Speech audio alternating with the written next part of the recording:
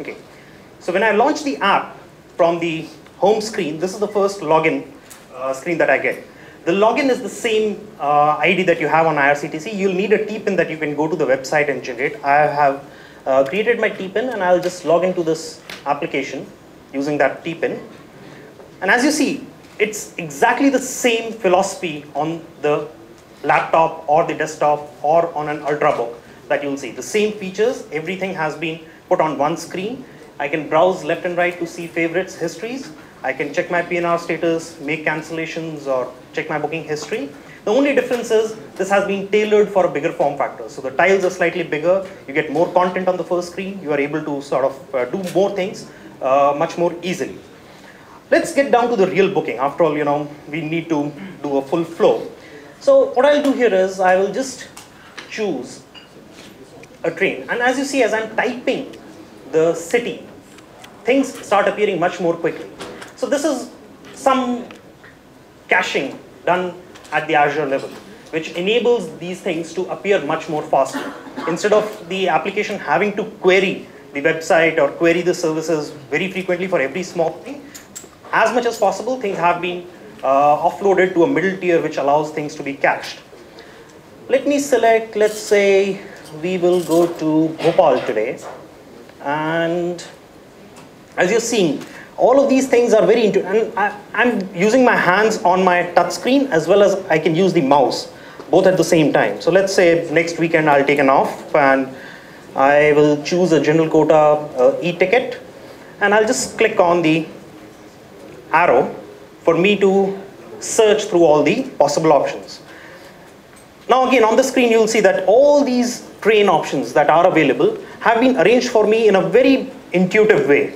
So I don't have to go through a list of things. Everything is right there in front of me in big, bold fonts. Makes it much more easier for me to figure out trains. Let's say, let's do some sort of a search. So I can now actually filter items just by the train number or train name.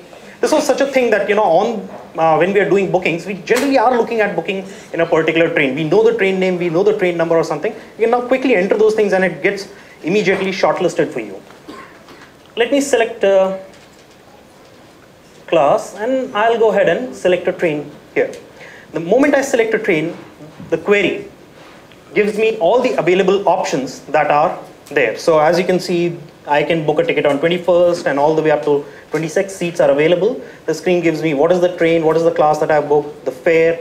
All of those things are again quickly shown to me. Very, very good. Thank you. Just want to say, I think this is live. Yes, this is all of this is live. I'll do a booking, I'll get a PNR number, I'll get an SMS. All of this is live. I can take a look at, what is the path that the train is going to take. So for example, from New Delhi all the way to Bhopal, the map shows a picture of what is the path that is going to be used by the train. Let's go ahead, let's, sort of get to the booking part. I'll go ahead, choose this 21st. 21st is a Saturday. Now the screen tells me that I need to select my boarding point and my destination. I'll go ahead. Pay attention to the design. It's very intuitive. It's clutter free. There is no extra boxes. There is nothing there. All the basic things that are required. So I'll choose New Delhi. I'll choose the destination Bhopal, and it'll query the server to just make sure about the fares. It will revalidate, once the fares are done, because if I change the destination or something, the fares can change. Here I have this screen where I can enter the passenger details. So again, one of the things is frequent travelers will love this. You can just go ahead and add a frequent traveler list, names of your family members who can be a part of the list that travel with your people who travel very frequently. I just go ahead and select this option. I have myself, so I will just go ahead, choose myself. I'll choose a birth preference that I have. Food, I'm a vegetarian, so let's see. If you look at it, my phone number is already stored here. I don't have to enter my phone number every time. I can go to the preferences and change my phone number if I want to. I can just store it once, and every time I'm booking a ticket, it will be there to for me. So I don't have to, entering details that are not required every time has been minimized. I'm almost all set. I've chosen my source point, my destination, how many passengers are going to travel. It gives me a complete summary of what is in store for me. From where does the train start, how many passengers. I can take a look at the fare breakup if I want. And let's pay now. So here I go, but first comes security. So it's not as if I'm booking through an app and I can just have a straight pass through to the payment gateway. I have the CAPTCHA that needs to be entered manually and off to the payment gateway. Now one thing to understand here is this is exactly the same payment gateway that you have on the websites, with all the same security features, with all the same options, with all the payment opportunities or all the payment options that are available to consumers. All the same security that you see on the website comes here in the app as well for the consumers to make safe payments.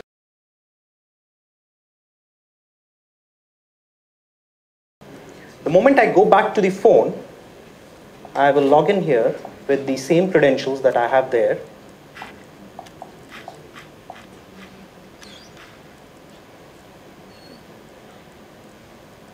I enter into the application, I click on booking history. I have all the trains that I have booked in the near recent or in this month.